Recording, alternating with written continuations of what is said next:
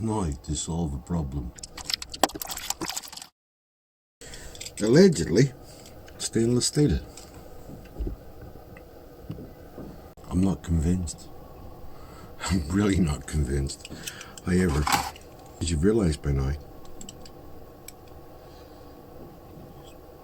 prototyping is not about making things permanent. It's about making things effective and then discovering what needs to be modified, changed, or fabricated in a more industrial sense. These are casters for sliding doors, wardrobe doors. And I think these are going to solve a small problem. This is the small problem. It's friction fit, which is fine. It's fine, I can understand why. But I'm not liking it. Traditionally, it would seem that the top part of the hatch is designed with the friction fit so it doesn't roll back and forward at sea. It also doesn't roll back and forward when you're not at sea. So my thinking is, if I can make it that it rolls back and forward, I can put a stopper to hold it open or hold it closed. But this, not loving it.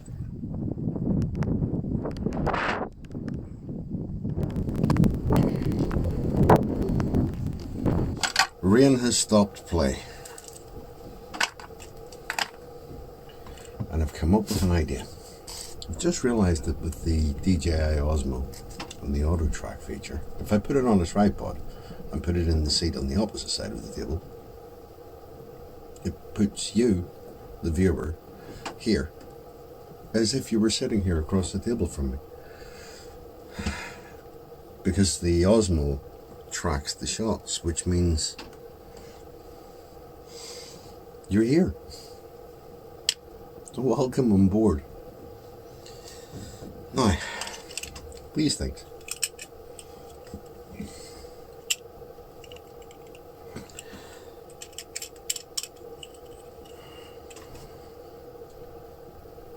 For the cockpit top slide, they may solve the problem. They might not solve the problem. They are stainless. And they are garbage. That's, from a boating point of view, they're so what. But if they solve this little annoyance of the jamming and the general irritation of that, and I may be going about this in the silliest of ways, it actually may make more sense to put them on the inside of the boat, upwards. To sit down and design something and then create it, that's it, it's done, it's there. Whereas, coming in from a prototyping mindset, it's experimentation, it's trying different things and evolving the idea until you get to the best possible solution. So you're working in pencil rather than ink, as I wonder would this work? Or I wonder would that work better? Or as you try things, then you realise rapidly that neither is the right idea, but that can springboard the right idea. So it could actually be that it makes more sense to put these on the inside.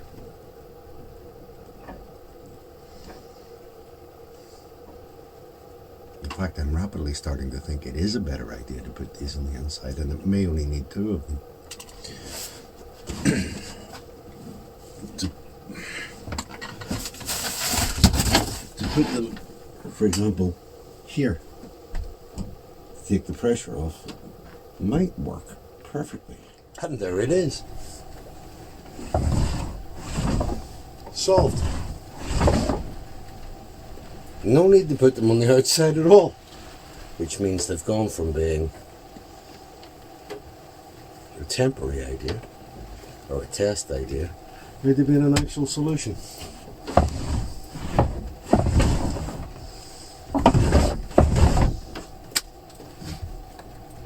Fixed.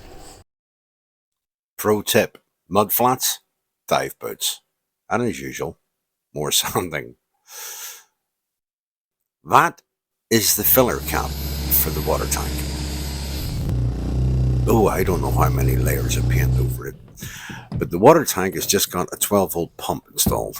And now it's time to plumb it back in so that I'm able to fill from the outside and pump via switch in the galley to be able to get fresh water through to clean up and do dishes and stuff. So this is quite a bonus. I'm actually delighted to get that part done. And then moving on to the next job. My life vests haven't been serviced in many, many years, so I decided to make that a priority. And I know a lot of people are terrified of doing this work themselves, and rightly so. But it's good to know how. The new tracking mechanisms screw on from above, and then the canisters in from below.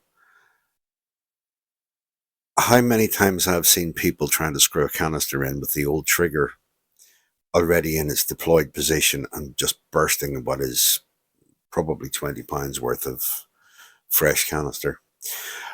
But once you've installed a fresh trigger and a new canister, it's just a matter of then packing it all up and closing the Velcro.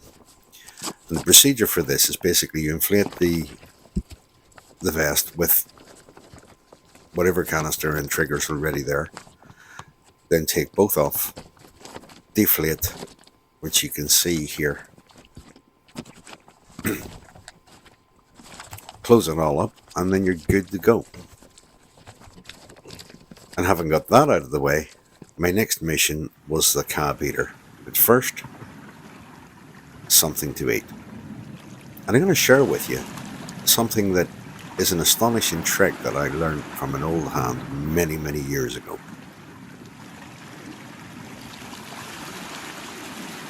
One of the easiest things to make in a galley is an omelette.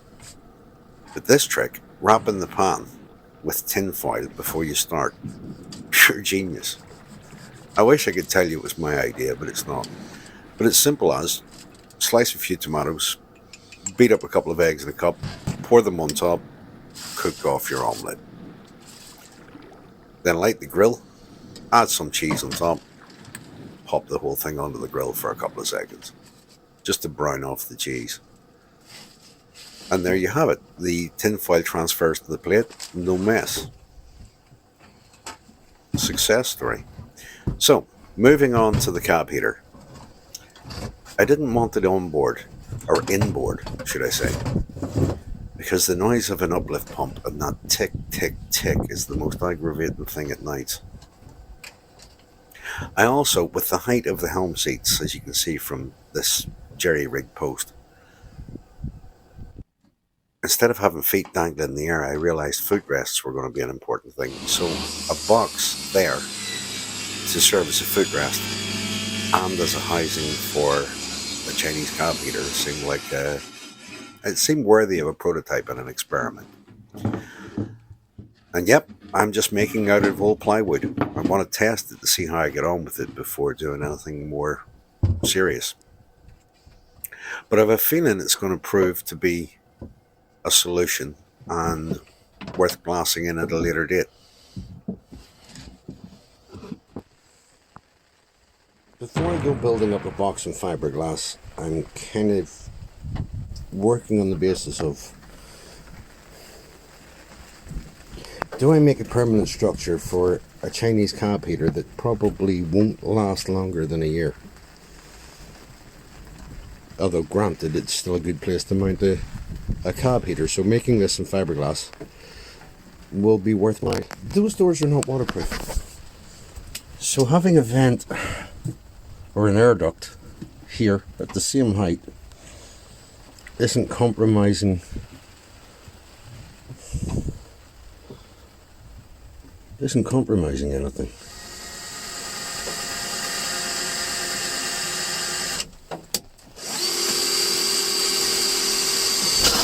The story goes that the Prout Ranger was the first ever fiberglass catamaran.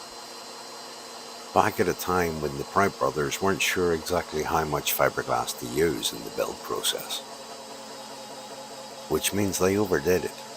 Hence, why the Prout Ranger is considered to be the tank of the seas.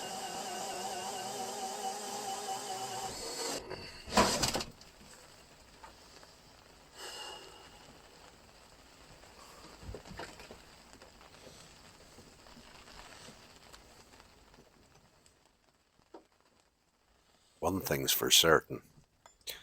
The Prout brothers certainly did not scrimp on the fiberglass when they were putting the Prouts together.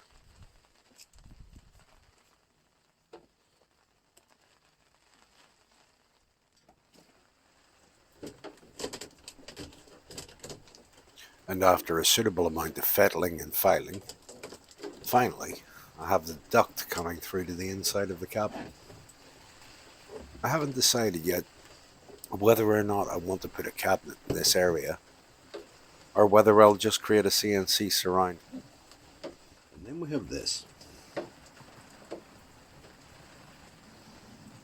Marine grade stainless steel through hole exhaust fitting, which connects to this non-marine grade Chinese cab heater exhaust pipe. And I'm seeing a problem with that. However, my thinking is if this goes through from below in the cockpit where I already have drain holes,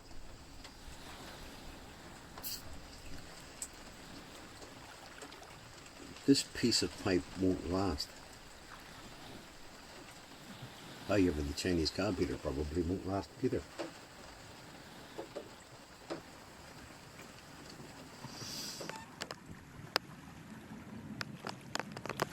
Yeah, I think this is going to work.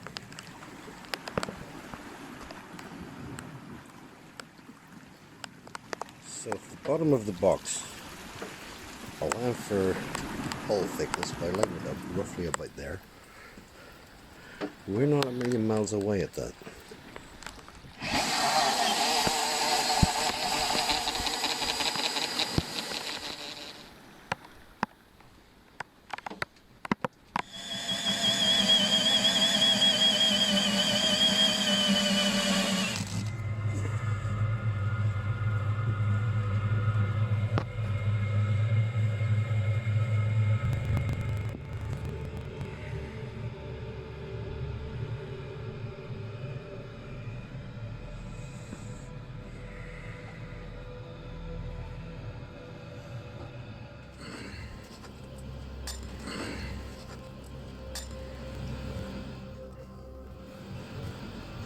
Oh, this? Yeah.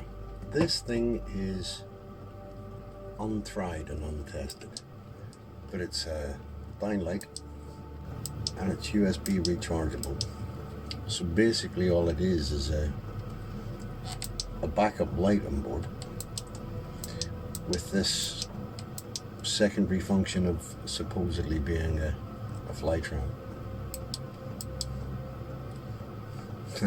I remain skeptical. However, now when I say the Prout 31 is a bit of a unicorn of the seas and a tank of the seas, that needs something of an explanation. So we're going to go to a little bit of CGI and a diagram to be able to give an idea of scale and purpose. So it's basically a tank able to go on shore. Not that kind of tank. Behave yourself. To scale: Lagoon 450, Gemini 105, Prout 31, Hunter 38. Then we have the Jar Cat and a Warren where it's a Packy 42. And I've knocked up this little image to give an idea of what size they are in relation to each other. Now obviously the Lagoon is a blue water cruising boat. It's also a very expensive boat. The Gemini is an Australian boat that is, well, I believe it's an Australian boat, but there are not too many of them about in UK waters. So in relation and in scale, if I insert the row of boats in along with this, I believe it's a lagoon, you get an idea of scale and context here. What makes the Prout 31 very special for me is the fact that it is a coastal, semi-blue water sailor. Masthead sloop rigged for solo sailing, and the mast can be stepped on its own. And it's perfectly capable of sailing from Northern Ireland across the Irish Sea, down round the bottom end and southern end of England, and across the Le Havre and into the French Canals, where stepping the mast is effortless. And with a 2-foot draft,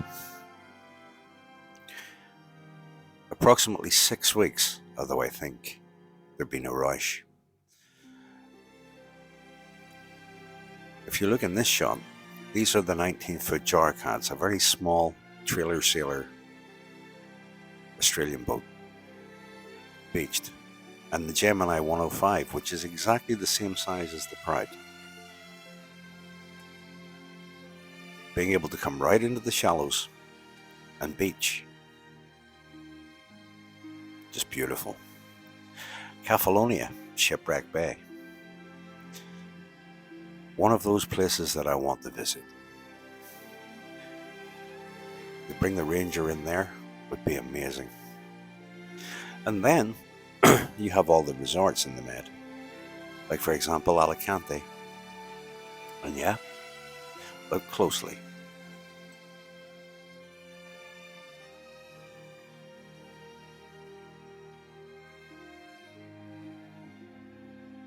The Ranger is a home afloat, where an entire year sailing the Med from resort to resort with no rush is a distinct possibility. But before then, I'd like to do the Caledonian Canal in Scotland. But ultimately,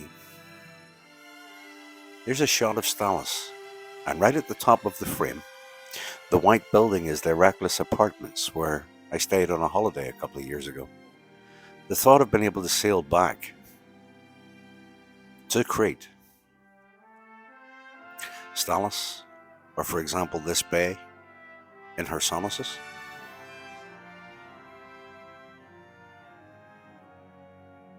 and it's not a far-fetched idea. If you look in this shot, you can see that's a large catamaran sitting well out from the beach, and the Ranger can come in an awful lot closer than that. While many people dream of being able to take a Mediterranean cruise, my thoughts are slightly different. The plan is to be able to have StormDancer ready to sail down the French canals and into the Med, and take up to a year of sailing from resort to resort with no rush, no panic.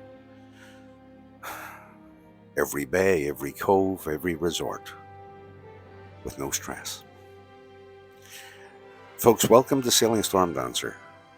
And if you want to follow the journey, click like, click subscribe, it'll help the channel grow. Until next time, thank you for being here.